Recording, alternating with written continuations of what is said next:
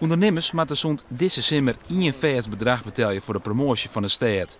Voor bedrijven in het centrum betekent dat een bijdrage van €150. Een paar steden verderop is de belasting likwijls €450. Ik vind dat van mij als hele lieve zelfstandige een soort geld in het hier. Ik wil best wel een bijdrage, ja, dat je ook helemaal, dat kan me verder net zo voorschelen. Maar ik vind dat ik lieke volle betaling maak als al die grote ondernemers die vriend ziet. Nee, dat vind ik net juist. Wij kunnen niet in de portefeuille van bedrijven zien wat hun winstgevendheid is. Je kunt echt niet zomaar zeggen dat een groot bedrijf winstgevender is dan een klein bedrijf. Dat kun je dus nooit als beginsel gebruiken in je regeling. Dat was niet mogelijk, dus dan moet je wat anders zoeken. Voor de invoering van de maatregel hadden ondernemers nog maar praten kunnen over de promotiebelasting. Een meerderheid wie doet voor de invoering daarvan. De tjinstanders hebben tussen 50 handtekens ophellen tegen de belastingmaatregel. Ik wacht niet verder eerst al, ik wist ik nog net betalen. En ik wacht eerst even af. En dan zie ik het wel.